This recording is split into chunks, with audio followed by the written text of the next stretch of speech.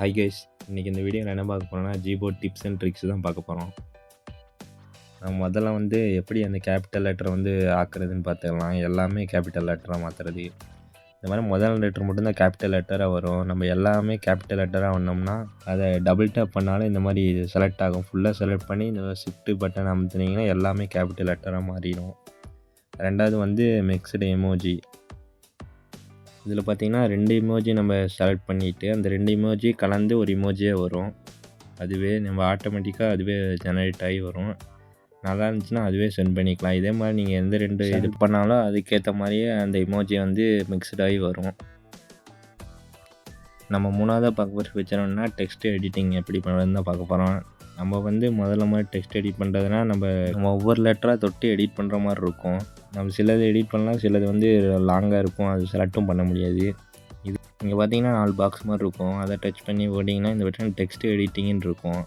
அதை டச் பண்ணிங்கன்னா இந்த மாதிரி உங்கள் கீபோர்டு இந்த மாதிரி தான் இருக்கும். பார்த்தீங்கன்னா 4 பட்டன் கொடுத்துருப்பாங்க. சைடு பட்டனு, பேக் பட்டன் அதை மாதிரிலாம் கொடுத்துருப்பாங்க. நீங்கள் என்ன வேணுமோ அந்த மாதிரி டச் பண்ணிங்கன்னா அதுக்கேற்ற மாதிரி நம்ம எடிட் பண்ணுற இது நம்ம நவரும்.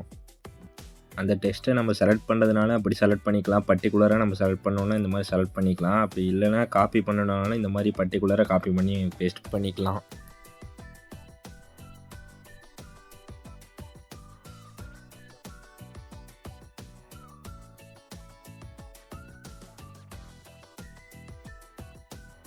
நம்ம 4வதாக பார்க்க போகிறது 1 ஹேண்டட். லெஃப்ட் சைடில் பார்த்தீங்கன்னா 4 பாக்ஸ் செட்டாக இருக்கும். அதை டச் பண்ணுங்கள். அதை டச் பண்ணிங்கன்னா இங்கே பார்த்தீங்கன்னா 1 ஹேண்ட் மோடுன்னு இருக்கும். அதை டச் பண்ணிங்கன்னா இந்த மாதிரி தான் இருக்கும். அது லெஃப்ட் ஹேண்ட் யூஸ் பண்ணுற மாதிரி காமிக்குது. ரைட் ஹேண்ட் யூஸ் பண்ணுற மாதிரி காமிக்கணும்னா இங்கே ஒரு ஏரோ சிம்பிளாட்டாக இருக்குது பாருங்கள். அதை டச் பண்ணி ரைட் ஹேண்ட் யூஸ் பண்ணுற மாதிரி மாறிடும். அதே மாதிரி மறுபடியும் அந்த ஏரோவை டச் பண்ணிங்கன்னா லெஃப்ட் ஹேண்ட் யூஸ் பண்ணுற மாதிரி மாறிடும். அது நம்ம திருப்பி பழைய நிலைமை கொண்டு வரணும்னா இந்த மாதிரி சிம்பிள் இருக்கும். அதை டச் பண்ணிங்கன்னா பழைய முறையே அது கீபோர்டு வந்து 3வது ஆப்ஷனாக இந்த மாதிரி சிம்பிள் இருக்கும். அதை டச் பண்ணி அந்த கீபோர்டை நம்ம கஸ்டமைஸும் பண்ணிக்கலாம். எவ்வளோ தூரம் வேணுமோ அவ்வளோ தூரம் மட்டும் அந்த சின்னதாக்கிக்கிறது அந்த மாதிரிலாம்.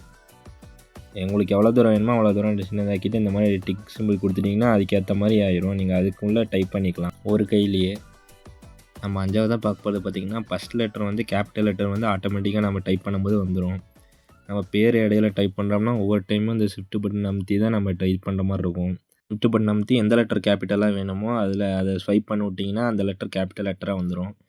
நீங்கள் அதே மாதிரியே நம்ம இது பண்ணிக்கலாம். நம்ம ஒவ்வொரு டைமும் ஷிஃப்ட் பட்டனை அமுத்திட்டு நம்ம டைப் பண்ணணும்னு அவசியம் இல்லை. இந்த மாதிரி ஸ்வைப்பு பண்ணிக்கலாம். நம்ம அடுத்ததாக பார்க்க போகிறது கஸ்டமைஸ் பண்ணிக்கலாம். இப்போ பார்த்தீங்கன்னா ஃப்ரண்ட் ரோவில் எனக்கு கிஃப் அதெல்லாம் இருக்குது.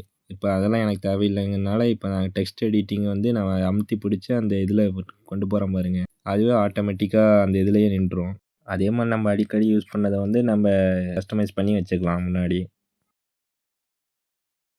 அவ்வளோதான் கைஸ். இந்த வீடியோ பிடிச்சிருந்தா மறக்காமல் லைக் அண்ட் ஷேர் பண்ணிடுங்க. நம்ம சேனலுக்கு புதுசாக இருந்தீங்கன்னா மறக்காமல் சப்ஸ்கிரைப் பண்ணிடுங்க.